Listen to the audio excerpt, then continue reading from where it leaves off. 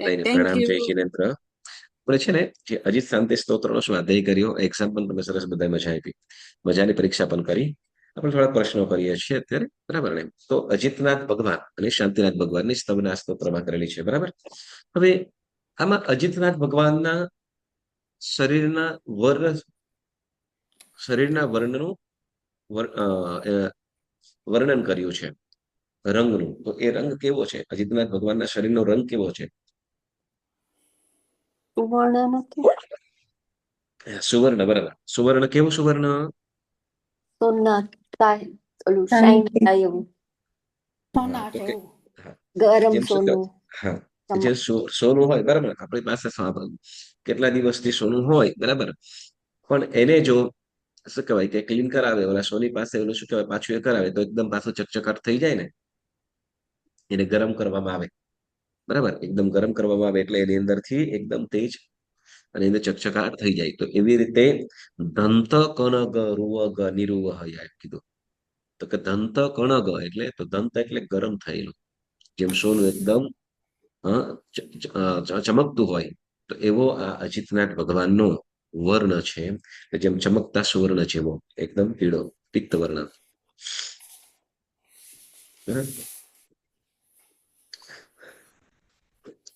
Okay. ભવોહરિ ઓમ એટલે શું?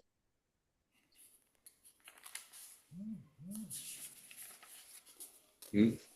ભવ પરંપરાના જે તોડનારા, તોડ ભવભયને તોડનારા, થોડું. ભવ ભય અને તોડનારા. તોડનારા, બરાબર ને? યસ. હરિ ઉમ એટલે તોડનારા. હા, ઈ થાય. હરનારા, તોડનારા.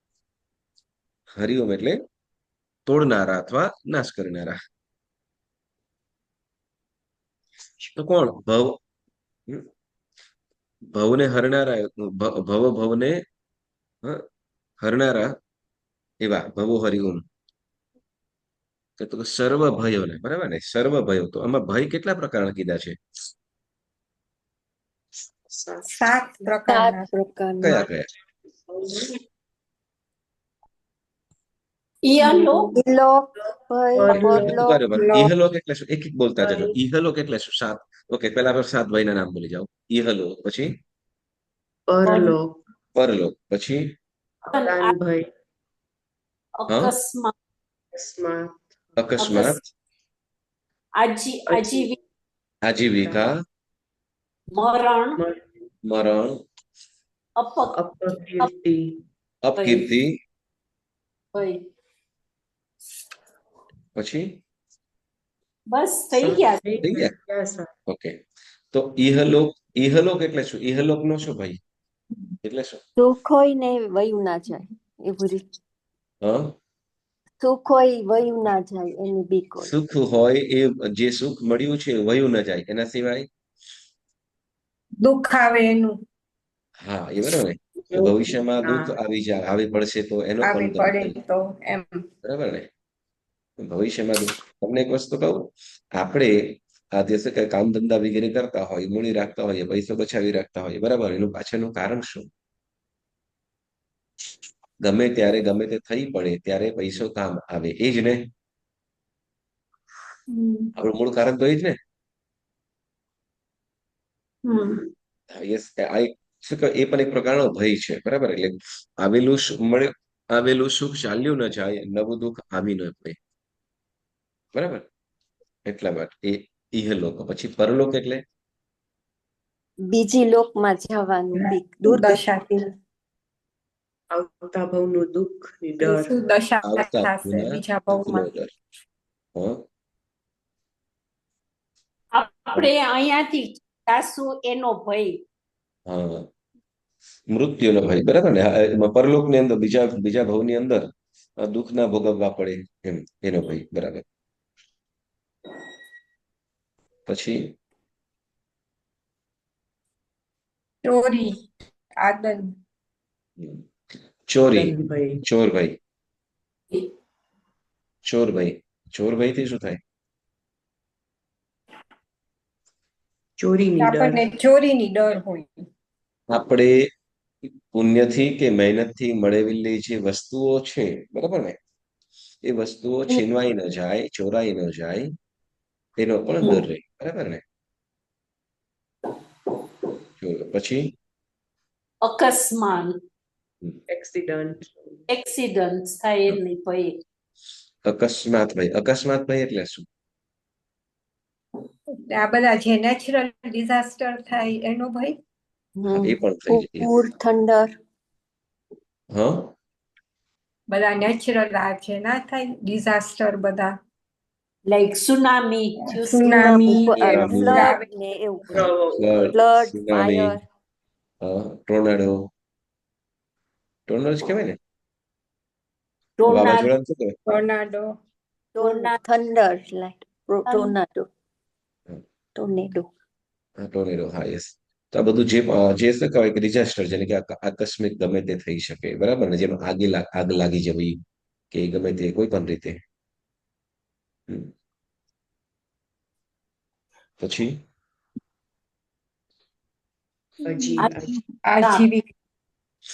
આજીવિકાનો ભય. આજીવિકાનો ભય એટલે શું? આજીવિકા એટલે ધંધો, ઘર, હમણાં આપણી હમણાંની લાઈફમાં પ્રેઝન્ટ. ધન, સંપત્તિ, નોકરી બધાનો ભય હોય. આજીવિકાનો ભય એટલે તો કે ધન સંપત્તિ વિહીન થઈ જવાય તો એમ, એટલે જીવવું ભારે પડી જાય. હા, તો એ પણ આજીવિકાનો ભય કહેવાય. પછી મરણ, મૃત્યુ. બરાબર, મરણનો ભય. તો આ સાતેય પ્રકારના ભય કીધા છે. અપયશ, અપકીર્તિ અથવા અપયશ. યસ, અપકીર્તિ. અપકીર્તિ એટલે શું? માન સન્માન. બોલે, માન સન્માન ગુમાવવાનો ભય.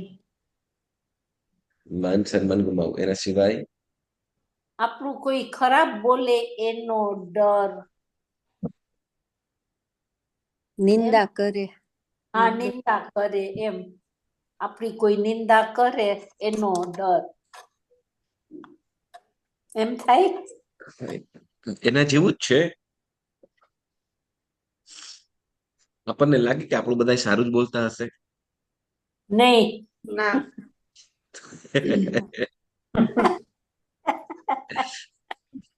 બરાબર ને? 100% છે, કારણ કે જેમ 100 વ્યક્તિઓ હશે આપણી સામે, બરાબર, તો એમાંથી શું કહેવાય 50% તો આમે હશે. એમાં સારું આપણની સમક્ષ જે બોલનારા હશે એ તો કે 2% નહીં હોય, 5% નહીં હોય. બરાબર. ચાલો, અપકીર્તિ એટલે શું ખબર છે? કે બદનામી. શું? બદનામી થયું. બરાબર. નિંદા તો સારા નહીં કરે ને, ગમે તેવું સારું કર્યું હોય તોય કરશે, અને ખોટું કરતો હોય તોય કરશે. બરાબર ને? એક વાત તમને કહું, ચાલો. એમ ધારો કે મારા એક્સપિરિયન્સ થી કહું, ઓકે, આપણે ધારો કે દેરાસરમાં જયારે કે પર્યુષણ પર્વની અંદર આપણે આરતી કરતા હોઈએ સામૂહિક, બરાબર, કરીએ છીએ ને બધા? સામૂહિક આરતી કરીએ, પ્રોપર આરતી ચાલતી હોય, બરાબર ને? લોકોનું ક્યાંય બન્યું સેજ એમ શું કહેવાય કે તીસરી આરતી વળી પાછું તીસરી સ્કીપ થઈ ગયો ને ચોથી આરતી ચૌગતી ચોરે તો તરત એમ તરત કહેશે બધા આ ભૂલાઈ ગયું. થાય છે ને? અથવા રિપીટ થયું હોય છે, શું વારંવાર કરો છો, એમ થાય. એટલે શું છે, જો આપણે ગમે તેટલું સારું હશે ને તો પણ નિંદા તો લોકો નિંદા તો એ ગમે તેવું હશે. ભગવાન મહાવીર સ્વામીની નિંદા થઈ છે તો આપણી ક્યાં વાત છે? બરાબર. તો અહીંયા અપકીર્તિ એટલે તો કે અપકીર્તિ એટલે શું ખબર છે? અપકીર્તિ એટલે સમાજમાં બદનામી. શું કહેવાય? સમાજમાં જે બદનામી થવું એને અપકીર્તિ કહેવાય. બરાબર.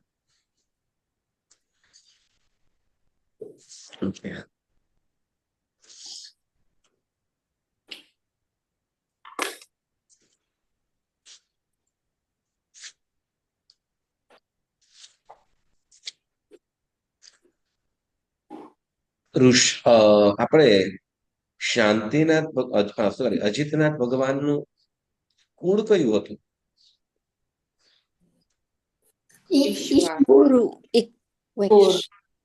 ઇક્ષ્વાકુ.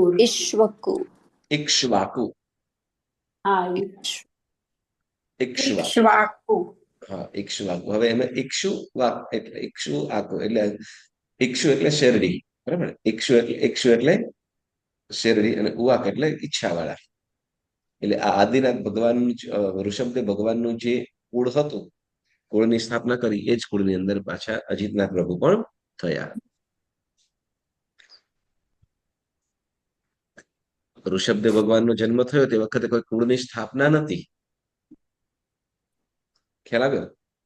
ઋષભદેવ ભગવાનનો જ્યારે જન્મ થયો ને, તો તે વખતે કોઈ કુળની વગેરેની સ્થાપનાઓ નથી.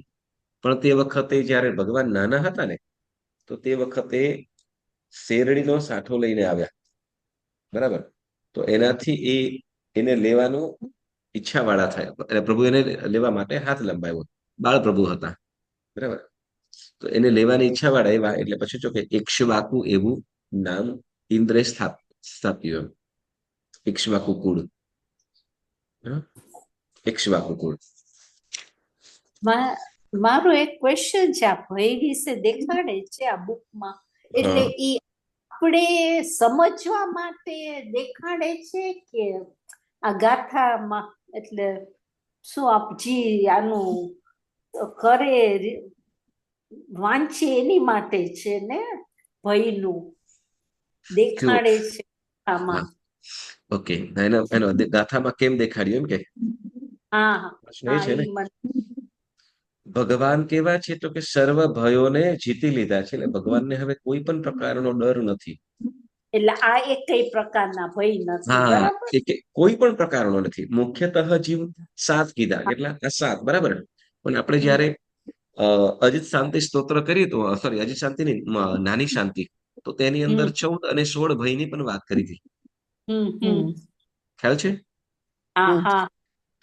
લઘુ શાંતિ સ્તોત્ર જે સૂત્ર કર્યું તો એની અંદર લગભગ 14 કે 16 ભયની પણ વાત કરી હતી, બરાબર. તો એટલે અહીંયા એમ કે છે કે અજીતનાથ પ્રભુ અને શાંતિનાથ પ્રભુ સર્વ ભયોને જીત્યા છે, બરાબર. તો કે સર્વ ભયોની અંદર આપણને એમ કે ભય કેવા, ભય એટલે શું? ડર, બરાબર. તો ડર કેવા કેવા પ્રકારનો હોય, હા, તો એની વાત કરે, બરાબર.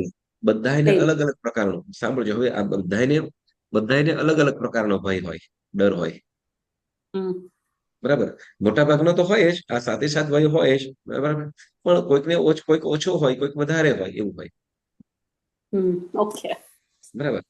કોઈ ભય વધારે હોય, કોઈ, બરાબર, એવી રીતે હોય. જેમ શું છે કે જેમ વેપારી છે, બરાબર, વેપારી હોય તો વેપારીને તો વેપારીના ડર અલગ હોય, વેપારીના ભય અલગ હોય, બરાબર.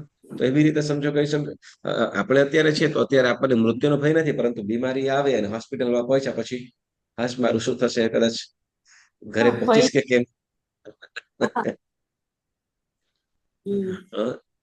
એટલે એવું, એટલે ભય બધા પ્રસંગે પ્રસંગે આ ભયો હોય છે, બરાબર. એટલે અત્યારે પણ આપણને ભય તો ખરો, અત્યારે ભય ખરો કે ડર ખરો કે નહીં? હા, અત્યારે ચોક્કસ આપણે સર્વ પ્રકારના ડર છે, પણ આપણું માઇન્ડ અત્યારે આપણે સ્વાધ્યાયની અંદર છીએ, તો આપણને ડર જેવું આપણને કઈ છે નહીં, અથવા સુરક્ષિત જગ્યામાં છે. આપણે સુરક્ષિત જગ્યાની અંદર, સેફ જગ્યાની અંદર છે, તો આપણને, બરાબર. હવે ધારો કે તમે કોઈ સમજો કે સોસાયટીની અંદર છો કે ગમે ત્યાં હોય, અને ઓટોમેટિક તમારું શું કહેવાય, ફાયર અલાર્મ વાગે, અવાજ આવે, તમે શું કરો?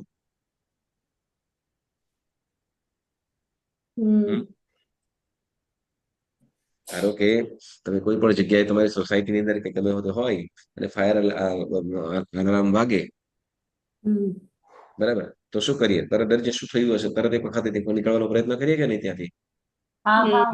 યસ. એટલે દરેક પ્રકારનો કંઈક ને કંઈક ડર પણ છે, બરાબર. ઓકે, હવે તમારા, ધારો કે તમે ઓનલાઈન પેમેન્ટ વગેરે કરતા હોય, તમારે કોઈ મેસેજ આવી ગયો કે તમારું આ એકાઉન્ટ નીલ થઈ ગયું છે, હવે મેસેજ આવે તો દોડતા થઈ જઈએ એક વખત દોડતા થઈ જઈએ ને.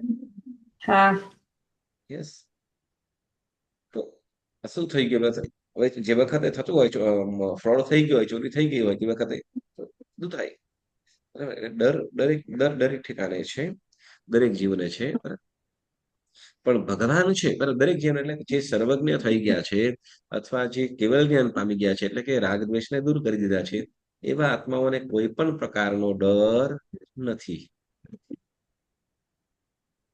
એમને કોઈ પણ પ્રકારનો ડર નથી. જે આપણે શું કહેવાય કે આપણે મહાવીર સ્વામી ભગવાનની વાતો આપણે કીધી હતી, બરાબર ને તમને? ઓકે, હવે જો બીજી વસ્તુ સાંભળો. એક વસ્તુ એ આપણે યાદ રાખવા જેવી ખરી કે આપણે છે ને જે ભય છે, ભય કોને સતાવે છે? ભય કોને સતાવે છે? તો કે જે ધર્મ વિહીન છે અથવા સત્યથી પરે છે, ધર્મથી પરે છે એટલે કે ધર્મથી દૂર છે, એવા જીવો શું કરે છે? તો ડરે છે. પણ જેનું જેનો જીવ, જેનો આત્મા ધર્મ સાથે જોડાયેલો છે અને પોતાના પુણ્ય ઉપર ભરોસો છે, તો એવો આત્મા ક્યાંય ડરતો નથી. એને કોઈ પણ પ્રકારનો ભય સતાવતો નથી. બરાબર? આ વાતો તમને આવશે. સાંભળજો, આપણે છે ને આ વખતે નવપતજીની આઈમ્બી ઓળી દરમિયાન આપણે જે સવારે 10 થી 11:15 જે શ્રીપાલ રાજાનો રાસ, અને જે થોડું પ્રવચન હશે, તો એમાં આપણે આ ખાસ એના ઉપર પણ પ્રાધાન્ય આપીશું કે શ્રીપાલ રાજાના જીવનની અંદર એ નીકળ્યા ત્યારે કેવી રીતે નીકળ્યા. કોઈ પણ પ્રકારનું શું કહેવાય, જયારે પોતે ધન સંપત્તિ માટે નીકળ્યા કે મારી પોતાની મહેનતથી શું કરીશ, મારી પોતાની મહેનતથી ધન સંપત્તિ વગેરે ઉપાર્જન કરીશ અને મારી પોતાની મહેનતથી ધન સંપત્તિ લઈશું એટલે નીકળે. તો તે વખતે માત્ર શું તો કે તલવાર એકલી સાથે રાખી અને એ વસ્ત્ર, બાકી બધું જ એમને નીકળ્યા. હવે એમ શું છે કે અહીંયાથી જઈને શું કરીશ, ક્યાં મારું કોણ હશે, એવું હોત તો નીકળત નહીં. વળી આગળ વધીને આપણે વિચારો ને, જયારે આજથી આપણે આપણા દાદાઓ, બરાબર, બાપાઓ કે દાદાઓ, તો એ લોકો જયારે વાણમાં બેસીને નીકળ્યા, હવે કઈ જગ્યાએ જવું તે વખતે પાકું તો નથી. ખાલી શું કહેવાય કે આ જગ્યાની અંદર કદાચ તમારું એ થશે. ગુરુ ભગવંતના આશીર્વાદ સાથે નીકળી પડ્યા હતા. બરાબર. હવે મોમ્બાસામાં શું કરવું, કેવું હશે એ પણ કઈ ખ્યાલ નહીં. મેપ તો હતો નહીં. અત્યારે ગૂગલ મેપની અંદર બેઠા બેઠા આપણે બધું જોઈ લઈએ, આમ છે આમ છે, એવું તો હતું નહીં ને. પણ છતાંય નીકળ્યા ને. યસ. એટલે પણ એ કોન્ફિડન્સ ના આવે કે ફિયર ના હોય શેની? કોન્ફિડન્સ ક્યારે ફિયરલેસ હોય ત્યારે કોન્ફિડન્સ આવે. હા હા, બરાબર. ડર હોય, બરાબર, ડર હોય તો વિશ્વાસ આવે જ નહીં. બરાબર. કોન્ફિડન્સલી, બરાબર. એટલે ફિયરલેસ ક્યારે બની શકે? કોન્ફિડન્સ પોતાના ઉપર હોય, ગમે તેમ રીતે કરી લઈશ એવી રીતે. એટલે અહીંયા જેમ શું કહેવાય કે ત્યાં કઈ પણ નથી, ભોજન ક્યાં, શું કહેવાય, જમવાનું ક્યાં છે એ પણ ખબર નથી, છતાં પણ નીકળી પડે અને બધું જ હાસિલ પણ કરે છે. તો એવી રીતે અહીંયા દરેક જીવને ડર સતાવે, પણ દરેક જીવને પણ તો કે જે મોહના નાચે નાચતા હોય અથવા ધર્મથી પરે હોય એવા જીવોને ડર સતાવે. જ્યારે અહીંયા ભગવાન તો સ્વયં શક્તિમાન છે ને પુણ્યના સ્વામી છે અને સર્વ શું કહેવાય તે છે, આ સાતેય પ્રકારના ભયમાંથી એક પણ એમને સતાવી શકે એમ નથી. સર્વ ભયોને જીતી લીધા છે. ભય વાસ્તવિક રીતે શું છે ખબર છે કે ડર છે, ડર શું કરે છે આપણને? ડર શું કરે છે? આપણે પાછળ લઈ જાય છે, પાછળ લઈ જાય છે. બરાબર. આપણા કોન્ફિડન્સ ને લૂઝ કરે છે. બરાબર ને? વાસ્તવિક શું હોય છે ખબર જ નહીં. હવે જુઓ, આપણને કોઈ જગ્યાએ એવી જગ્યાએથી પાસ થયા હોઈએ, ત્યાંથી આમ અવર જવર કરતા હોઈએ, બરાબર, આપણને કાંઈ ખબર નથી, ઇઝીલી આપણે આમને એમ નીકળ્યા અને આવતા જતા છીએ. બરાબર. હવે એ જગ્યાએ પછી જયારે આપણને ખબર પડી કે ભાઈ આ જગ્યાએ તો આવું થાય છે, આમ થાય છે, બહુ બધાને આવું થયું છે, આવો ખ્યાલ આવી ગયો, હવે તમે ત્યાંથી પાસ થાવ તો તમને શું થાય?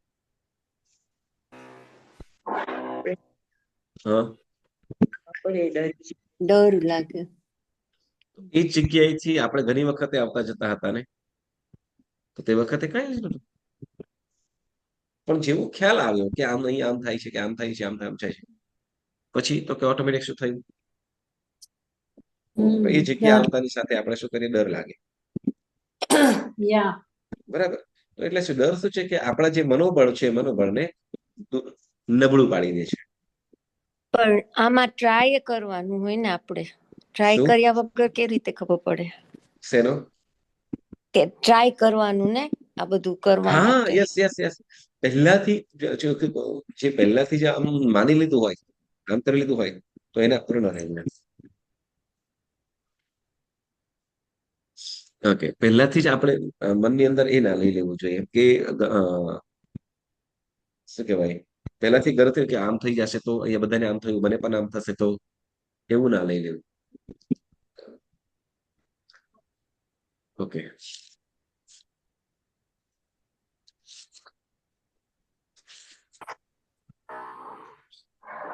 ઓકે, આપણે છે ને એક પણ કીધેલું છે, જેમ ભય કીધા છે, બરાબર ને, એવી રીતે સુખના પણ પ્રકાર કીધેલા છે. કોઈને ખ્યાલ છે?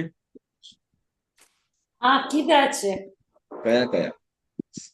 આરોગ્ય, આરોગ્ય, આરોગ્ય, દીર્ઘાષ્ય, દીર્ઘ દીર્ઘ આયુષ્ય, દીર્ઘ આયુષ્ય, વિદ્યાત્વ, વિદ્યાત્વ, અને ઓઢ્યત્વ. દીર્ઘાયુષ્ય, ઓઢ્યત્વ, આઢ્યત્વ, આઢ્યત્વ, આઢ્યત્વ. હમ. પછી કામ, કામા, કામ. પુત્ર લાભ, એવું કઈ હોય. કામ એટલે શબ્દ રૂપ, એટલે બધી જ વસ્તુ આવી જાય. સુખ, સુખ, ભોગ, ભોગ, પછી ભોગ. હા, કામ સૌભાગ્ય, પછી ભોગ. સૌભાગ્ય આવે. શેમાં?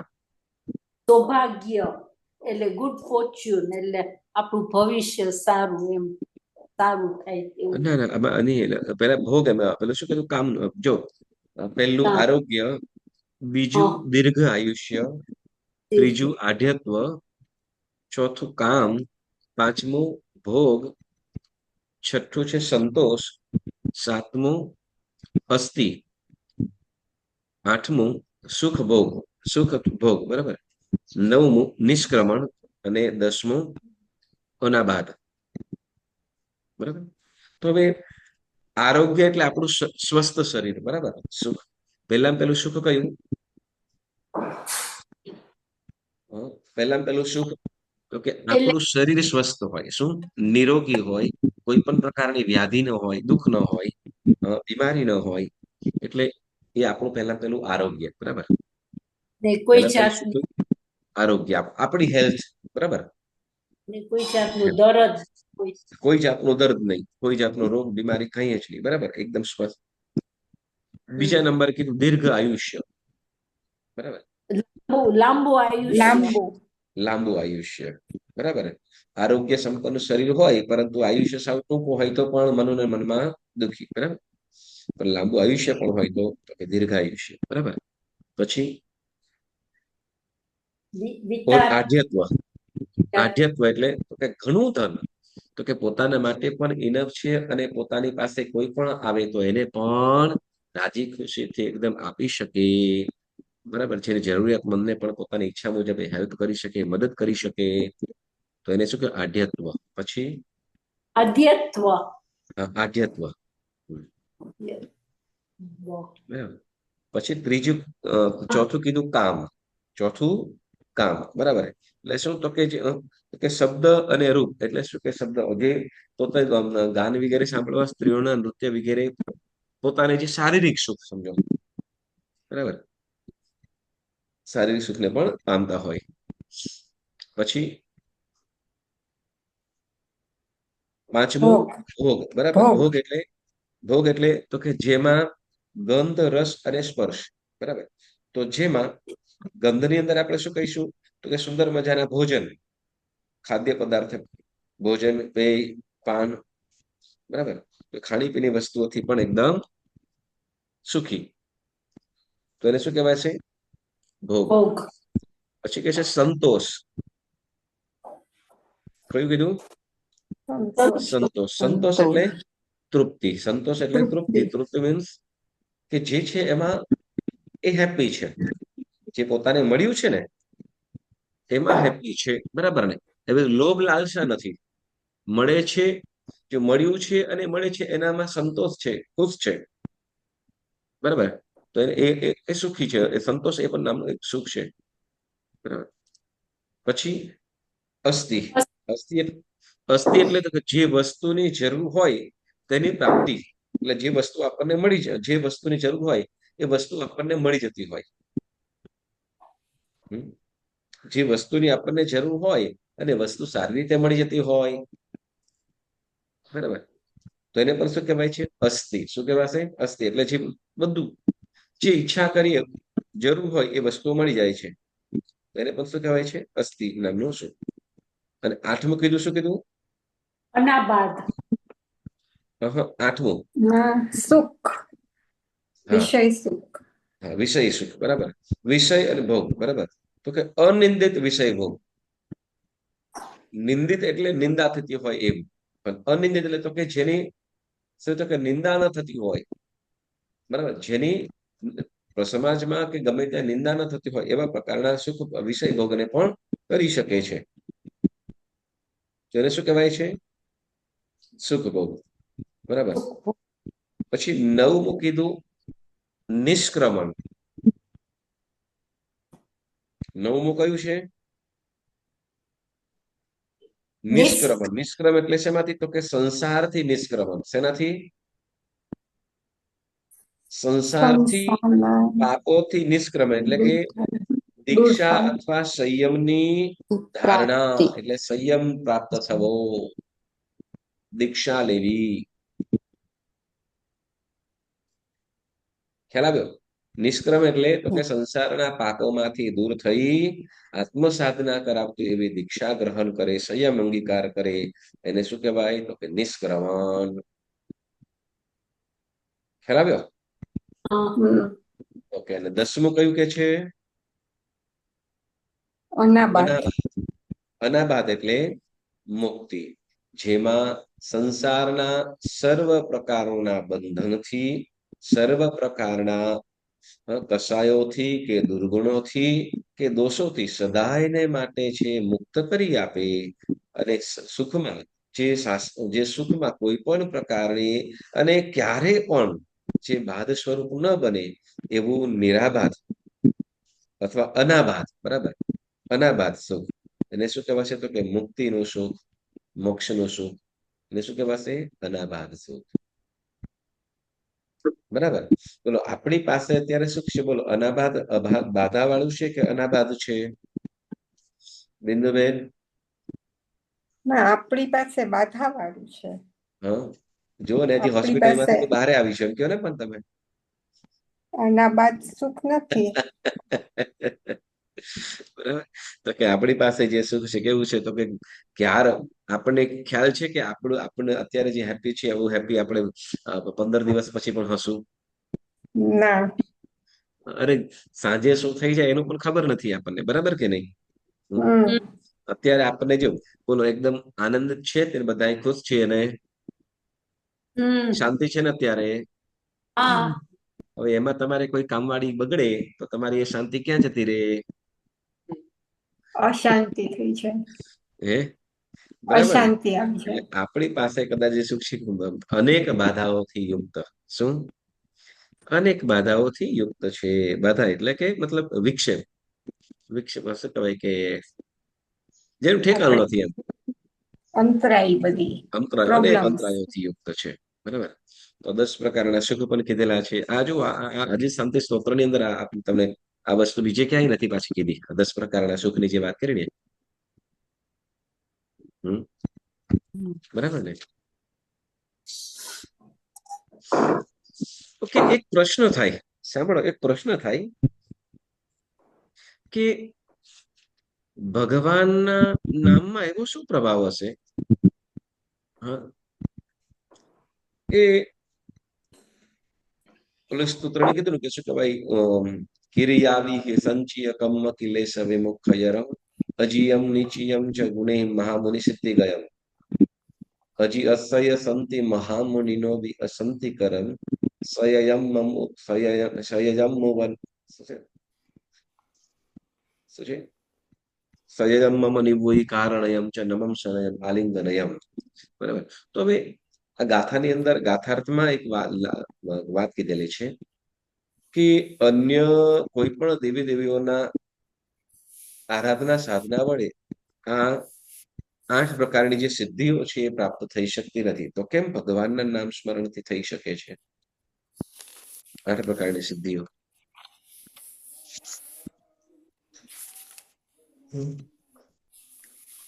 આપણે ભગવાનનું નામ લઈએ હમ. તો પછી આ આપણને હેલ્પ કરવા આવે કોણ? આ દેવીઓ. દેવીઓ તો અન્ય દેવદેવીઓમાં કેમ નહીં?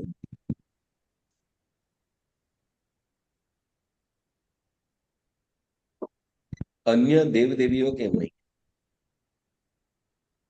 અધિષ્ઠાયક અન્ય દેવી અન્ય દેવદેવીઓની ઉપાસનાથી આરાધનાથી કે સાધનાથી કેમ ન થાય? કેમ માત્ર અરિહંત દેવની ઉપાસનાથી થાય એમ કીધું? અધિષ્ઠાયક અધિષ્ઠાયક તો હોય છે એ નવની 8 સિદ્ધિઓ છે ને અધિષ્ઠાયિકાઓ તો હોય જ, પણ કેમ સિદ્ધિઓ કેમ ન મળે?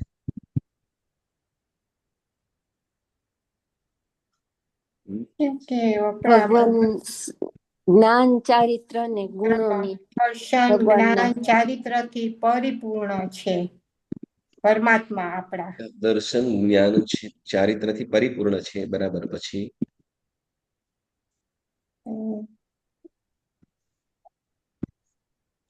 આ બધી સિદ્ધિઓ આપણને કઈ પ્રાપ્ત ના થઈ શકે.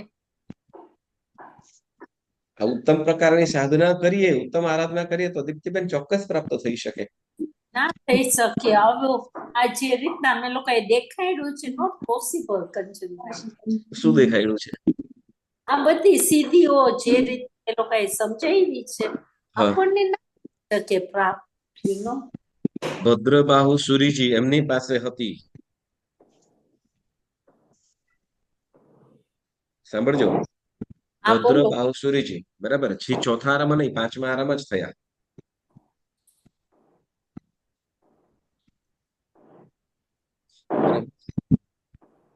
જો સાંભળો, આ ક્યારે પ્રાપ્ત થાય? જે ચક્રવર્તી હોય ને, ચક્રવર્તી